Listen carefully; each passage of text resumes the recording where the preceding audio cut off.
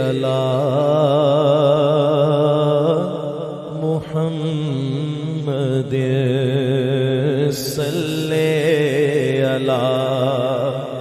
नबी। अल्लाह व मलाइकतहु युसल्लूना अलन नबी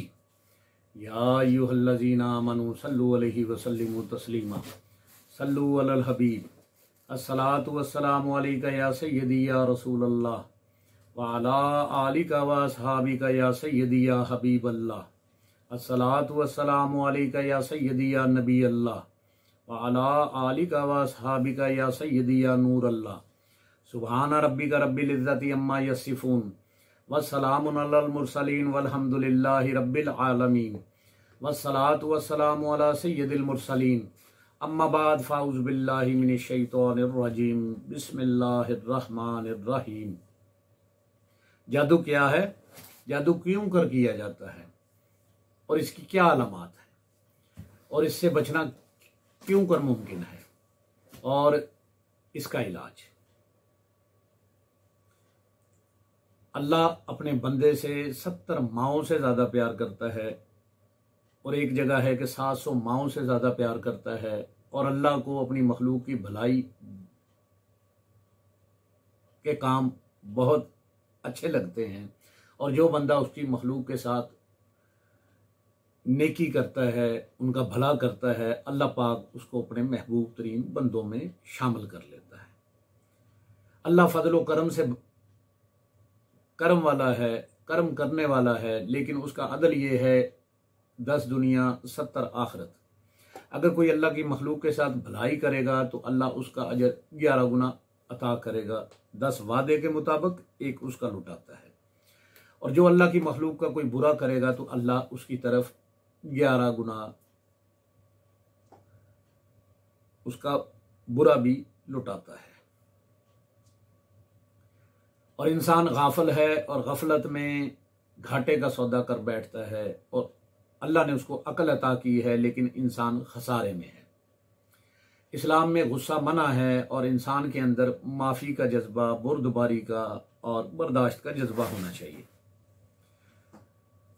और उसको माफ़ करना चाहिए, अच्छे अखलाक का मुजाहरा करना चाहिए और अपने मामलात को अपने रब्बे करीम के सुपुर्द करना चाहिए ताकि अल्लाह उससे राज़ी हो। लेकिन ऐसा बहुत कम होता है। जब कोई बंदा गुस्से की वजह से, हसद की वजह से, जादू की वजह से, हसद की वजह से किसी से दुश्मनी कर बैठता है, जब गुस्सा उसके सीने में जमा होता रहता है तो हसद में बदल जाता है और हसद सबसे पहले उसकी अकल को खा जाता है और फिर हसद दुश्मनी में बदल जाता है और वो बंदा हासद आदमी जिससे हसद कर रहा है उसे दुश्मनी करने लग जाता है और दुश्मनी में वो बाज़ औक़ात उस बंदे को नुकसान पहुंचाने के लिए इंतहाई हद तक चला जाता है और उस पर जादू करवा देता है। बाज़ औक़ात वो खुद कुफरिया कलमात और ऐसे तरीके इख्तियार करता है जो अल्लाह और उसके रसूल के को नाराज़ करने का बायस बनते हैं और अपने मकसद में कामयाबी के लिए ज़्यादातर किसी आमल या जादूगर का सहारा लेता है और अपने करीम रब की नाराज़गी मोल लेता है। और इस जादूगर को अपना काम करने के लिए मुंह मांगी रकम देता है और जादूगर और आमिल जिनमें अल्लाह रसूल का खौफ ना हो,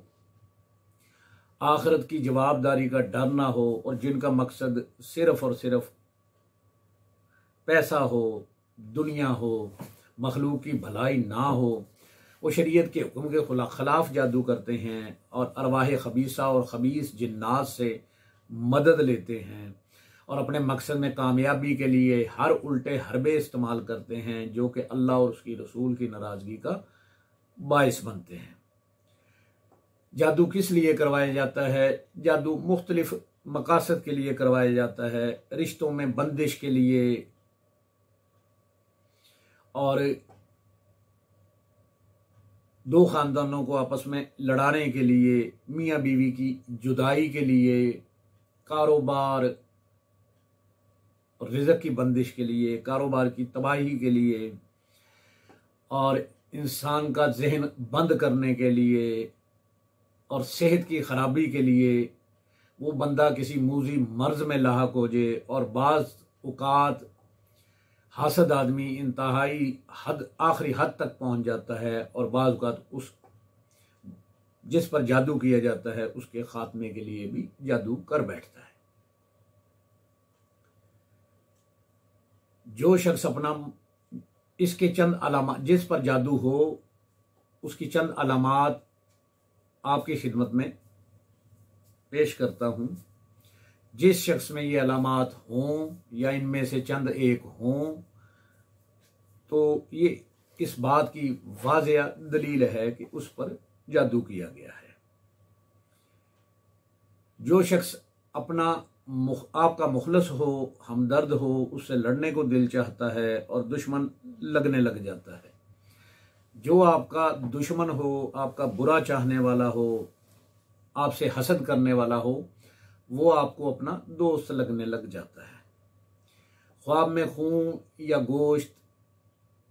सड़ा हुआ या ताज़ा देखना, ख्वाब में काली चीज़ मसलन काला कपड़ा, सांप, बिच्छू, भैंसें या कोई हराम जानवर देखना, कोई पाक जानवर, हलाल जानवर, चारा खाने वाला जानवर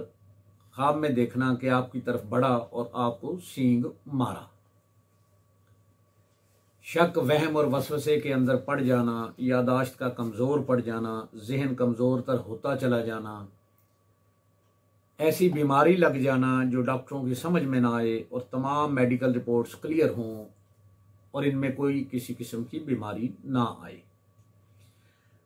डॉक्टर हजरात इस बीमारी को पुरअसरार बीमारी का नाम दें और दिमाग की तरफ मंसूब करें, बोलें कि डिप्रेशन है। जादू क्योंकि नापाक है, नापाक तरीके से किया जाता है, तो इंसान ख्वाब में बाज़ औक़ात किसी बुरे फेल या नापाक हालत में भी अपने आप को देखता है। मसलन अपने आप को बगैर दुपट्टे के, नंगे पांव, नंगे बदन देखना, ख्वाब में अपने आप को रास्ता भटकता हुआ देखना, इधर उधर भागते फिरना, ख्वाब में वीरान जगह, कब्रें, कब्रिस्तान, बंद गलियां देखना।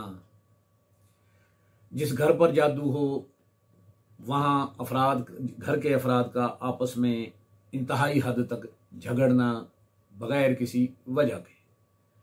मियाँ बीवी के दरमियान झगड़ा होना, दिल की धड़कन का तेज होना और कभी कम होना, शदीद घबराहट और बेचैनी का एहसास होना और ऐसा लगना कि जैसे कोई कुछ बुरा होने वाला है। घर में रोशनी के होते हुए अंधेरा महसूस होना, जादू वाले घर के अंदर अचानक से शदीद बदबू महसूस होने लग जाना और वो बदबू बढ़ती चली जाती है और अचानक से वो बदबू गायब भी हो जाती है। जादू वाले घर में अक्सर अफराद का बीमार रहना और एक एक करके घर के लोग बीमार होते चले जाएं और ये सिलसिला काफ़ी अर्सा जारी रहे। घर में कांच के बर्तन बार बार तसलसल से लगातार टूटना, घर में परिंदे हों तो उनका अचानक से मर जाना, घर में रोज कोई ना कोई बरकी आलात का जल जाना, खराब हो जाना, नींद से दबक कर चौंक कर उठ जाना झटके के साथ। जादू वाले घर में हर खुशी के मौका पर लड़ाई झगड़ा जरूर हो और खुशी अफसरदगी में बदल जाती है।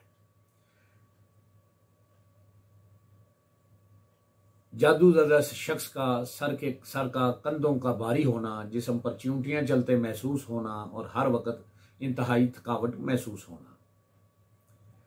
इंसान हलाल को छोड़कर हराम की तरफ चल पड़ता है, अच्छाई को छोड़कर बुराई करने लग जाता है और 5 वक्त का नमाजी भी नमाज से दूर भागता है और नमाज में दिल नहीं लगता, इबादत की लज्जत ख़त्म हो जाती है। अगर रिज़्क़ की बंदिश हो तो खाने पीने की चीज़ों में से बार बार बाल निकलता है, घर की दीवारों पर खून या तेल के छींटे पड़ना, सर में दर्द होना, पूरा जिस्म दर्द करना, नाक मुंह आँखों से हरारत का निकलना और आँखों का जलना और अक्सर सुर्ख और लाल रहना, जिस्म में कमर की तरफ से गर्दन की तरफ ऊपर नीचे हवा का फिरना, ख्वाब में पखाना, गंदगी देखना, जिस्म पर लगी हुई देखना, शैतानी ख्वाहिशात का हद से बढ़ जाना, कमर में दर्द रहना और बोझ महसूस होना और इंतहाई कमज़ोरी महसूस होना, पेशाब और पखाने का बार बार आना, सांस मुश्किल से आना, सीने में दर्द रहना, चिड़चिड़ापन हो जाना, बात बात पर गुस्सा आना, चेहरे का रंग काला हो जाना, चेहरा भयानक होना, बहुत ज़्यादा दाने निकलना, सब कुछ होने के बावजूद खुश ना होना, रोने को दिल करना, बार बार भूख लगना, सेहत ना बनना, बेसुकून महसूस करना और हर वक्त बेचैन रहना, अल्लाह और उसके रसूल की मोहब्बत में कमी आना, इबादत में दिल न लगना, तिलावत कुरान और नमाज में बकसरत जमाइयाँ आना और आंखों से पानी और आंसू निकलना और नेक अमाल से दूर भागना, पढ़ाई और काम से दिल उचाट होना, जिस्म में सुइयाँ चुभना, दिमाग का ठीक तरह काम न करना, पेट में सख्त दर्द होना, इसहाल जैसा पखाना आना, पेट में बहुत गैस बनना, भूख ना लगना और दर्द का पेट में घूमना, जिस्म में कमजोरी महसूस होना, हिम्मत ना होना, जिस्म में हरारत रहना, कारोबार और मनसब ओहदे का तबाह बर्बाद हो जाना,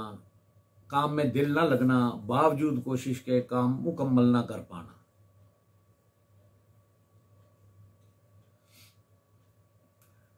आंखों और कनपटियों से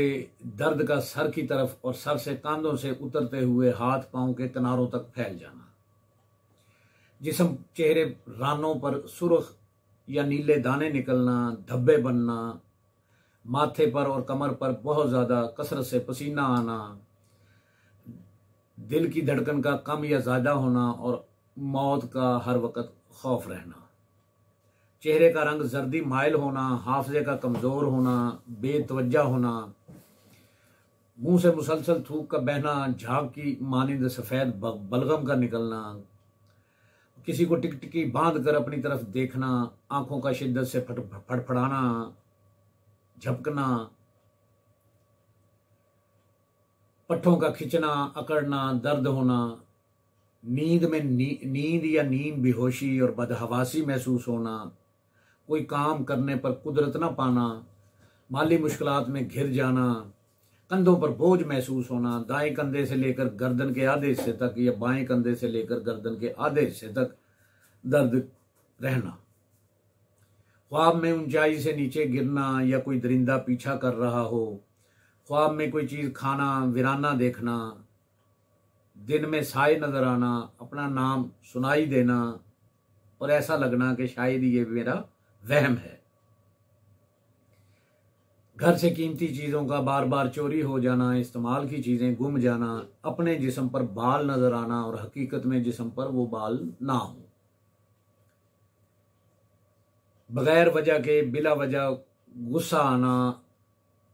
ताकत होने के बावजूद मियाँ बीवी का आपस में मिल ना पाना, एक दूसरे से कराहत महसूस होना, बदबू महसूस करना साफ होने के बावजूद, सही बात पर भी उल्टा मतलब निकालना और या गलत समझना, कुरान सुनते वक्त कै का एहसास होना